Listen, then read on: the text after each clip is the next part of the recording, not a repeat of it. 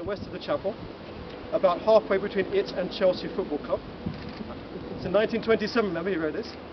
And he said then, the slab is in good condition and the lettering is still clear, but it has sunk into the ground considerably and wants restoration in that respect.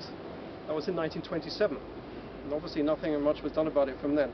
Then the next thing I wanted to read was from 1951, a chap called Harold Lommer. Now he was a famous chess composer, problemist, living in London at that time, and he actually had a nightclub in Soho called the Mandrake Club. Anyway, he discovered that Zukertort was also bred in London. Zukertort was a big childhood hero of his, principally because of the game Zukertort against Blackburn, a very famous game with a queen before queen sacrifice. Any chess players here will know what I'm talking about, I think. So largely on the strength of that game, he looked up to Zukertort as a kind of a chess hero. Anyway, Lommer discovered the grave, and a little thing here, if I may just read to you. So the first item was 1927. This was 1951, published in an American chess magazine, 1951, by a chap called Bruce Hayden. Speaking of Mr. Lommer. So Zukertort became his hero, he said. So when Harold Lommer learned that it was in London he had died, he was carried from Simpson's Divan to Charing Cross Hospital, which is just across the road. Harold Lommer searched the big city for his grave. He found it neglected and overgrown with weeds in a cemetery in Kensington. Well, that means the borough of Kensington. The genteel quarter. Shocked, he spent 2 afternoons in clearing and trimming the plot, and since then a fine afternoon is likely to make Harold feel restive. Before long he's on his way to Kensington with his gardening outfit to keep the grave of the great master in shape. His task done, Harold will sit around in the sun for a while with his pocket set, and some of his best conceptions have come during these moments. So that was a chess problemist, 1950 about, we can say, coming here, doing his bit for the grave, cutting back some of the grass, I guess, and sitting here in the sun a day like today, composing chess problems. So that was 1950 or 51, and now we're 2012, and finally we've got the job done. I think we can say that. Hopefully, I think Zukertort has been unfairly or unjustly neglected, certainly in British chess circles, maybe even on a sort of international sphere.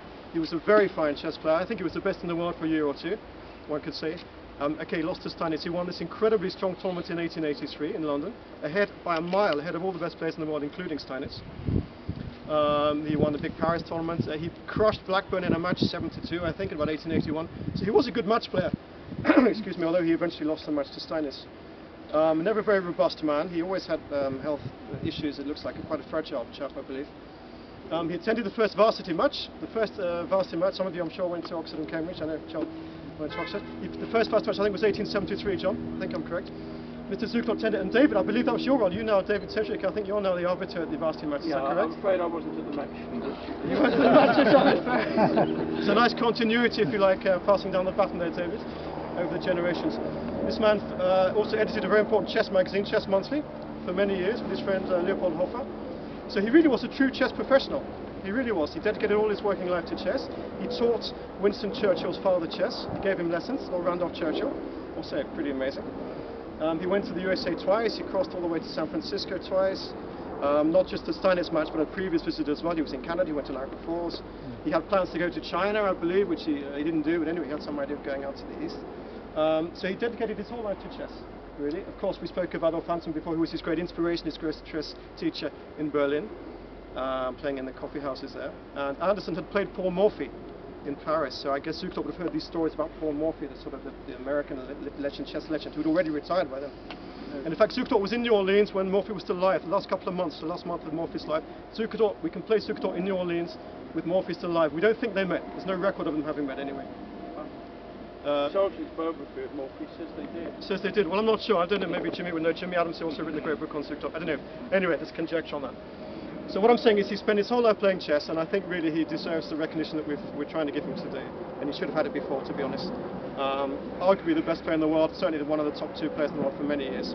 And I've done a lot of research on him since finding the grave last Easter, really. And especially in the Max Service Centre in Amsterdam, did a lot of research on him, and he's a fascinating character, plays some wonderful games. And I think there's lots still to be found out about him, to be honest. So thank you all very much for coming. And if anyone else would like to say something, I don't know. But I think if anyone else would like to say anything quickly, it would be all right as well. Thank you very much. Thank you.